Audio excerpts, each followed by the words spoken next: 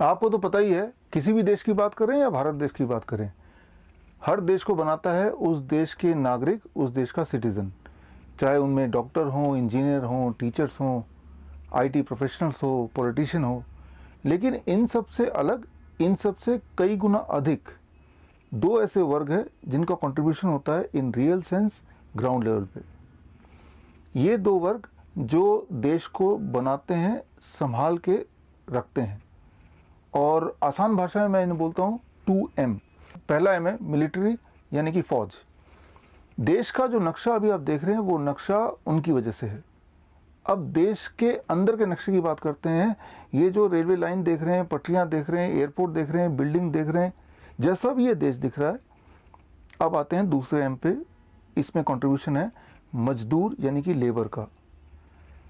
लेकिन इन दोनों M को संभालने के लिए एक तीसरे M की ज़रूरत है जिसका नाम है मनी।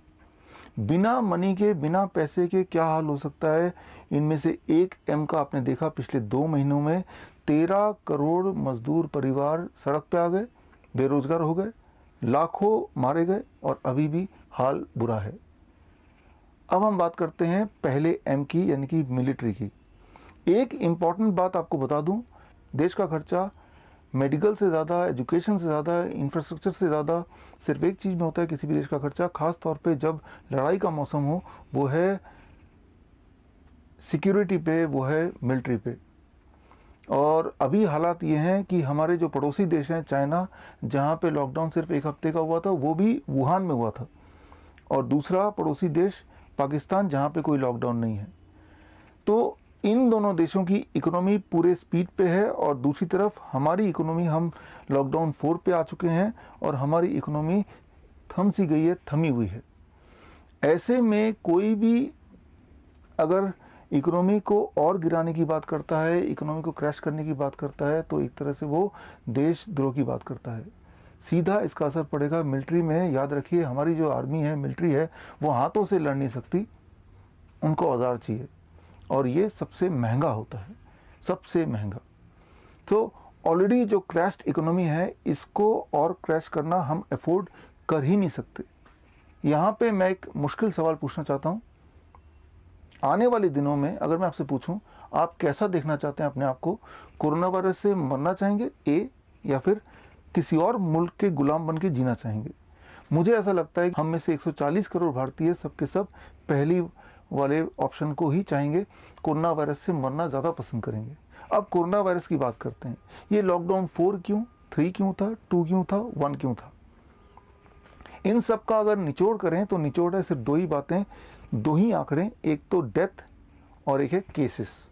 पहले डेथ की बात करते हैं। वो डेथ कितना है अब मैंने देखना छोड़ दिया, वो 4000 है या 5000 है या 6000 है।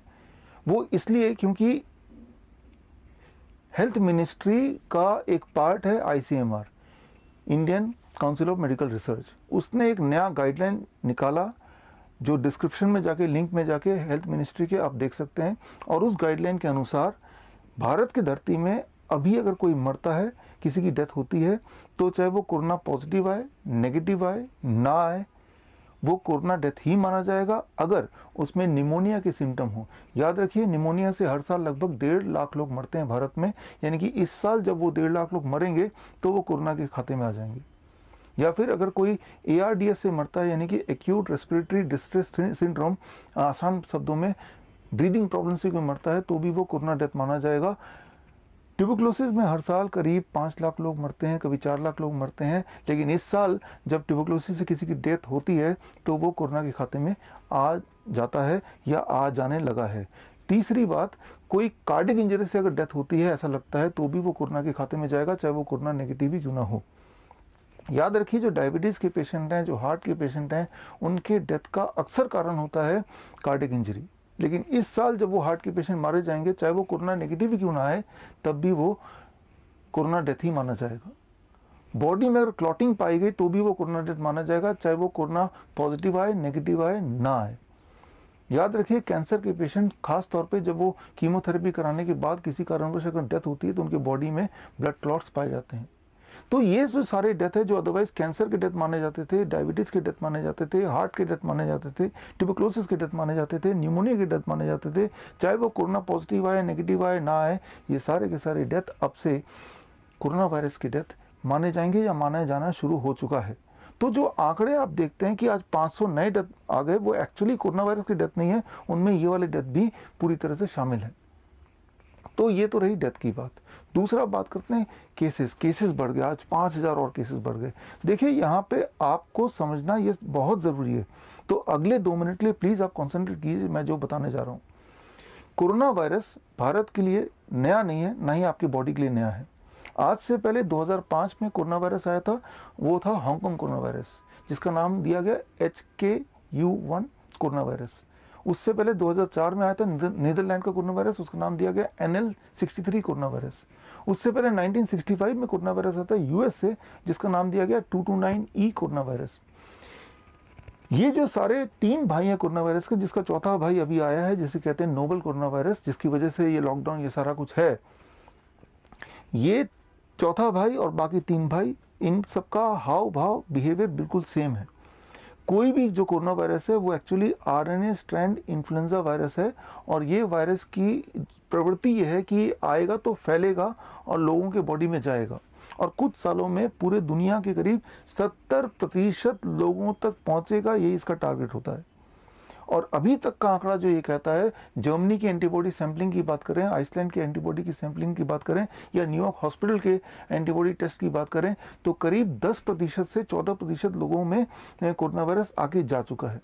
अगर इसी चीज़ को हम इंडिया के में अगर एक्सट्रापोलेट करें तो बनता है करीब 14 करोड़ लोग, यानी कि 14 करोड़ भारतीयों की बॉडी में कोरोना वायरस आगे जा चुका है, और आने वाले कुछ सालों में वो 14 करोड़ 100 करोड़ में बदल जाएंगे। तो ये है केसेस। तो केसेस का मतलब ये नहीं कि कितने लोग कोरोना से बीमार पड़े, ऐसा नहीं। केसेस का मतलब कितने लोगों के बॉडी में कोरोना वायरस आया है, राइट। सो कितने लोगों के बॉडी में आया है, तो उसका रफ एस्टिमेशन तो करीब 14 करोड़ है। लेकिन अब भारत में क्या है कि हर दिन 1 लाख नए कोरोना टेस्ट होते हैं। तो यूँ मानिए कि जब नए कोरोना टेस्ट होंगे तो करीब 5% to 10% पॉजिटिव निकलेंगे ही निकलेंगे। इसका मतलब ये नहीं कि कभी हर दिन 5000 नए लोग बीमार पड़ रहे, नो। इसका मतलब ये कि उनके बॉडी में कोरोना वायरस पाया गया। एक इंपॉर्टेंट बात समझिए कि ये जो रेस्पिरेटरी वायरस है वो कहीं यहाँ पाए जाते हैं, और यहाँ पे करीब 50,000 तरह के वायरस होते हैं, लेकिन वो हमारे साथ ही रहते हैं। बल्कि मैं ये बताना चाहूँगा कि हमारे बॉडी में मिलियंस ऑफ वायरस हैं जो हमारे साथ रहते हैं, शांतिपूर्वक रहते हैं। एक्चुअली हम वायरस के ही बने हैं और वायरस से ही घिरे हैं, इससे अलग नहीं है हम, ना ही हम अपने आप को इससे अलग कर सकते हैं। ये जो कोरोना वायरस है, फॉर दैट मैटर जितने भी इन्फ्लुएंजा वायरसेस हैं, वो आए तो हैं, जाने के लिए नहीं आए। हम आए हैं, हम कभी ना कभी चले जाएंगे भगवान के पास, लेकिन वो यहीं रहने वाले हैं। तो अगर आप में से कोई इंतज़ार कर रहा है घर में बैठ के कि जब ये चला जाएगा यहाँ से तभी हम घर से बाहर निकलेंगे, तो याद रखिए, तैयार हो जाइए ज़िंदगी भर घर में बैठने के लिए। लेकिन मैं आपको बता दूं, उसके बावजूद भी आप कोरोना वायरस को रोक नहीं सकते। जिस तरह से अभी लॉकडाउन के बावजूद भी एस्टिमेटेडली करीब 10% लोगों की बॉडी में आ गया, और वो कोई बुरी बात नहीं है। ऑलरेडी हज़ारों वायरस हैं, उनमें से एक और आ गया। खुशी की बात तो ये है कि देखिए बीमार कितने लोग पड़े हैं इन रियलिटी। मैंने आपको बता दिया जितने लोग मरे हैं वो कोरोना वायरस से नहीं मरे, वो बहुत सारे और कॉजेज से मरे हैं। और मैं आपको इनकरेज कर रहा हूँ कि आप हेल्थ मिनिस्ट्री के दिए हुए लिंक में जाइए, जो मैंने डिस्क्रिप्शन में डाला है, आपको सारी बातें क्लियर हो जाएंगी। तो अगर डेथ रेट बताएं तो जिस तरह के आंकड़े अभी दिखाए जा रहे हैं ये बढ़ने ही वाले हैं। आफ्टर ऑल ये डेथ कोरोना वायरस की नहीं, निमोनिया की भी हैं, ट्यूबरक्लोसिस की भी हैं, कैंसर की भी हैं, हार्ट की भी हैं। तो ये तो बढ़ते ही रहेंगे, जाहिर है, क्योंकि ये तभी घट सकते हैं, रुक सकते हैं जब भारत में एक भी इंसान किसी भी कारण से ना मरे, जो कि इम्प्रैक्टिकल बात है। और नंबर ऑफ केसेस जो हैं वो मैंने आपको बता दिया कि रेस्पिरेटरी वायरस की ये प्रवृत्ति है कि अल्टीमेटली कुछ सालों में वो 70% लोगों की बॉडी में चला जाएगा, और बाकी जो 30% लोग हैं वो इसलिए बच जाएंगे, जिसे हम बोलते हैं हर्ड इम्यूनिटी। तो वो तो होने ही वाला है। अब एक बात मैं आपसे पूछता हूँ, जब 2005 में हांगकांग वाला कोरोना वायरस आया था, या 2004 में नीदरलैंड वाला कोरोना वायरस आया था, तब आप सब जिंदा थे, आज भी जिंदा है, और हम में से करीब 70% लोगों की बॉडी में आके जा भी चुका है। उस वक्त कोई लॉकडाउन नहीं हुआ, कोई क्वारंटाइन नहीं हुआ, फेस मास्क नहीं हुआ, सोशल डिस्टेंसिंग नहीं हुआ। आज क्यों हो रहा है? आज वाला जो कोरोना वायरस है उन सबसे अलग नहीं है, बल्कि उनसे थोड़ा कमज़ोर है। इसकी जो मोर्टलिटी रेट है दैट इज़ 0.1 to 0.2, ये लेटेस्ट पाया गया है, जो कि equal to those corona virus. इसके जो फैलने की शक्ति है वो है 2.2 के आसपास, बाकियों से कमज़ोर। ना तो ये बाकी भाइयों से ज़्यादा तेज़ी से फैल सकता है, ना ही बाकी भाइयों से ज़्यादा तेज़ी से लोगों को मार सकता है। तो जैसे बाकी भाई आए, वैसे और इसके भाई भी आने वाले दिनों में आ सकते हैं, आने वाले सालों में आएंगे। लेकिन उसका मतलब ये नहीं है कि हम घर में बंद हो जाएं और इंतज़ार करें कब ये जाएगा। तो इसका जवाब हमारी सरकार अक्सर देते आई है। आप याद कीजिए, जब भी हमारे प्रधानमंत्री आते हैं तो वो बोलते हैं कि हम वैक्सीन का इंतज़ार कर रहे हैं। और यही नहीं, वो वैक्सीन के लिए कुछ दिनों पहले बिल गेट से बात की। बिल गेट वही इंसान है जिसने 2009 में भारत के 30,000 बच्चियों को धोखा दिया, उनके ऊपर एक्सपेरिमेंट किया, उन्हें गिनी पिग बनाया सर्वाइकल कैंसर के वैक्सीन लगा के।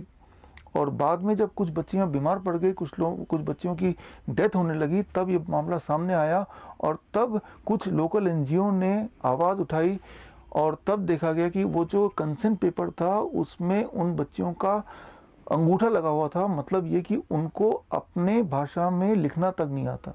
तो वो सारे आदिवासी बच्चियां थी जिन पे ये एक्सपेरिमेंट किया गया और तब जाके ये गिनी पिग बनना, ये एक्सपेरिमेंट रुका।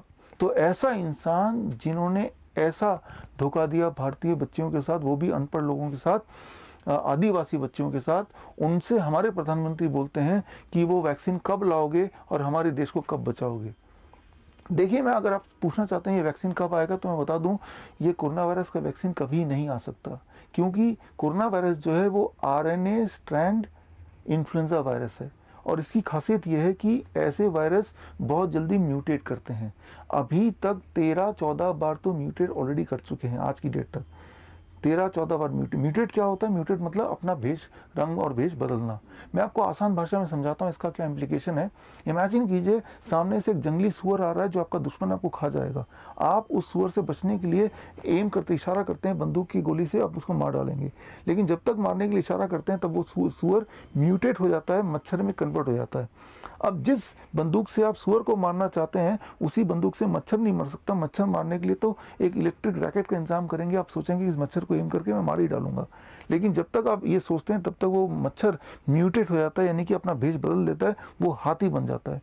तो जिस औजार से आप मच्छर को मारने वाले थे वही औजार हाथी को मारने के काम नहीं आ सकता। इसे बोलते हैं म्यूटेट होना। और आप समझ सकते हैं कि कोरोना वायरस अब तक कम से कम 13-14 बार ऑलरेडी म्यूटेट हो चुका है। तो जब तक वो वैक्सीन आएगी तब तक हज़ारों बार म्यूटेट हो जाएगा। तो यानी कि वो वैक्सीन आएगी तो भी वो वर्थलेस ही होगा। लेकिन खेल शुरू हो जाएगा, वैक्सीन के नाम पे धंधा, एक बिजनेस शुरू हो जाएगा। इमेजिन कीजिए 140 करोड़ भारतीय के लिए वैक्सीन, और वो भी इन्फ्लुएंजा वायरस का वैक्सीन का ट्रेंड ये है कि साल में एक बार लगाना पड़ता है। यानी सालों साल ये कितना बड़ा बिजनेस है आप इमेजिन नहीं कर सकते। जबकि आरएनए वायरस के वैक्सीन बनते नहीं है, बन नहीं सकते। इसका मैं एक उदाहरण दूंगा। याद कीजिए 1984 में पहली बार एचआईवी वायरस की बात हुई। एचआईवी वायरस, अभी 36 ईयर हो गए, एचआईवी वायरस का कोई वैक्सीन क्यों नहीं आया? सिंपल सा कारण है, एचआईवी भी एक आरएनए वायरस है। तो मैं ये बोलना चाहता हूँ कि आरएनए वायरस, खासतौर पे इन्फ्लुएंजा वाले आरएनए वायरस के वैक्सीन नहीं बन सकते, कारण आपके सामने है। तो इसका मतलब ये है कि जब तक वैक्सीन नहीं आएगा तब तक हम इंतजार करें कि कोरोना वायरस कब चला जाएगा। मैंने आपको बता दिया ये कभी नहीं जाएगा, ये यहीं पे रहेगा। यानी कि आप हमेशा घर में दुबक के बंद होके बैठे रहिए। अब जो डर है कि इससे हम मर सकते हैं, देखिए इससे हम मर नहीं सकते हैं। मैंने आपको 26 तारीख में एक वीडियो में बताया था कोविड-19 cure found.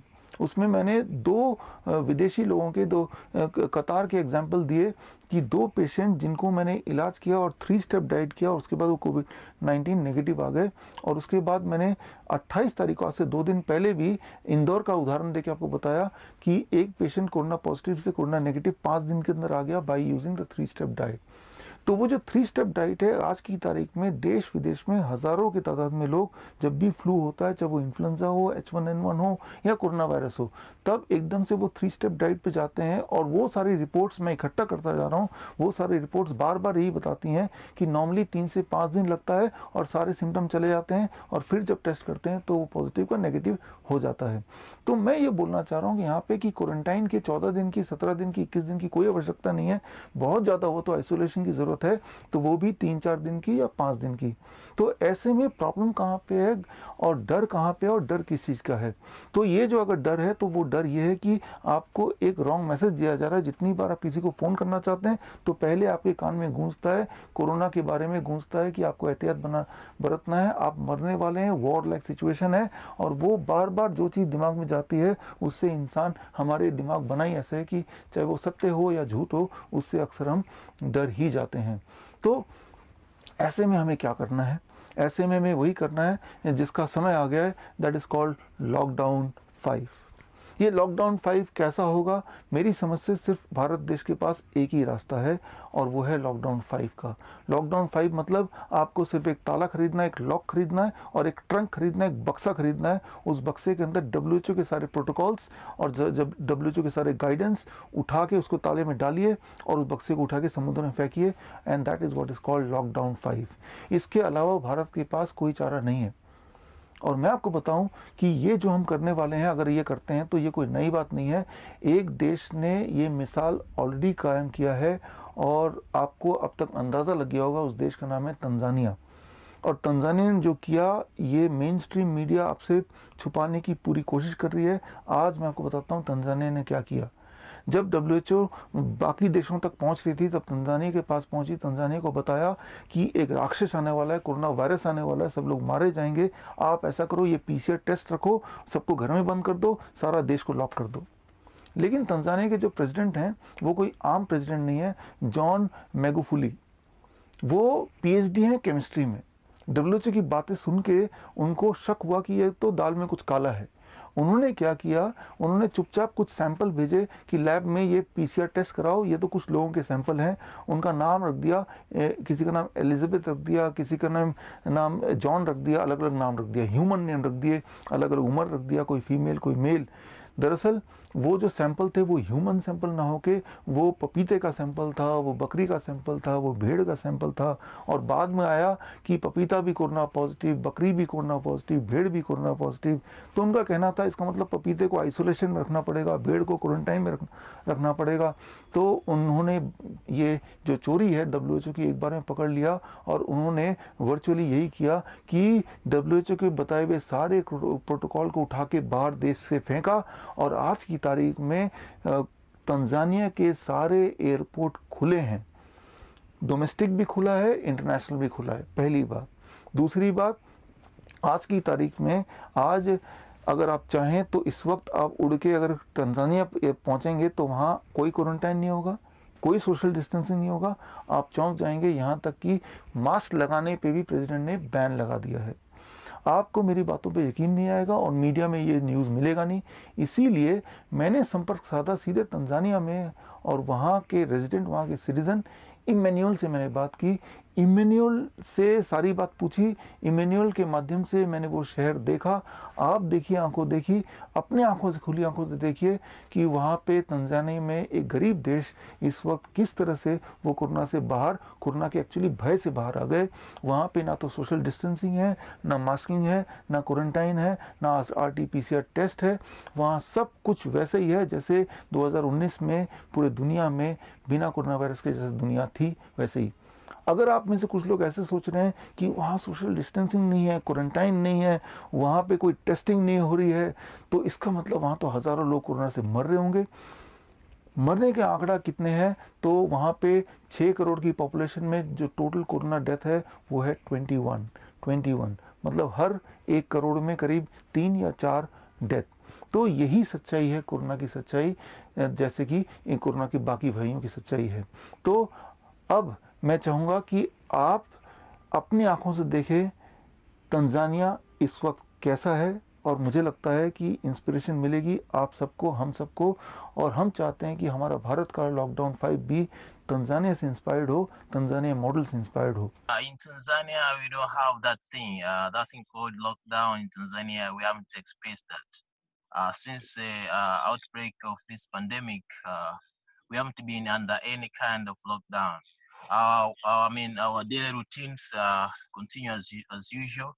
There is no anything concerning lockdown. Though we have been hearing from other neighboring countries like Kenya, Rwanda, Uganda, and other African countries. But in Tanzania, we haven't been under any kind of what is called under lockdown.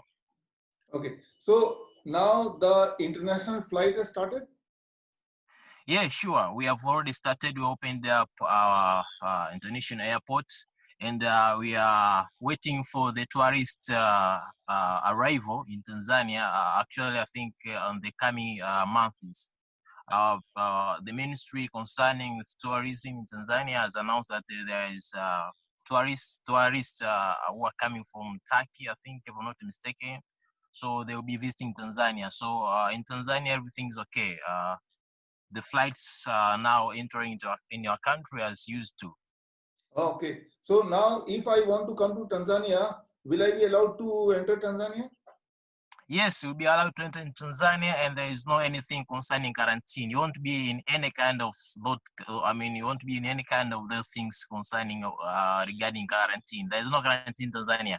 Once you come to Tanzania, we'll just be given, we'll take the normal precautions, and we keep on doing what we have come up with, you know. So you are most welcome to Tanzania. There is no anything concerning lockdown, and there is no quarantine. So once you come to Tanzania, you proceed with your normal things that brought you here. Oh, so you are saying that once I land in Tanzania, straight away from the airport, I can enter the city and I need not to stay in isolation, that is quarantine for few days. I can mix with the Tanzanian citizen and the situation is absolutely normal as it was few months back. That's what you want? Definitely, yeah, absolutely, yes. So this means you are also saying that right now the situation in the city is same as it was few months back. Am I right? Yes, very true. And people are still working as they used to. Nothing has changed so far. So we are still doing our normal things as we used to do before the pandemic. So everything is under control. The government has done lots of things to make sure that those people who are owning the small companies, these entrepreneurs, are keeping doing it as long as they're feeding up their families. Great. So, Emmanuel, can you help me to see your city a little bit? Come out of the car and show the situation outside. Yeah, sure. Because I'm in my place, I'll just take you around my street and see what's. Yeah. Great. Hello. You see? Yeah. These are kids have come to buy some things in the shop. Right. Say hello. Say hello. Yeah. Some people are taking some beers. In Tanzania, we're enjoying. There is no any kind of thing called lockdown. So that one is one of my friends. I used to come here for buying some foods. I want to know one more thing. I have read in Tanzania Perspective newspaper. How is this? Yes. Is it a good newspaper in Tanzania? It is well circulated? Yes, sure. It is it's actually a very nice newspaper. Most of people are up on it on every day that is released. So yeah, it's one of the best newspaper here in Tanzania. So in that newspaper on 14th of May, I read one news on the front page and it says WHO tried to bribe the Madagascar president so that their organic COVID organic the herbal medicine which they have brought, they can just not release it, not make it public. So are you aware of this news? Yes, I'm aware of that. I read that news too. Was that news only on this Tanzania Perspective, or this news was in other newspaper also? With all other newspapers, Swahili newspapers and English newspapers. Okay, you are saying that it was everywhere. Yes.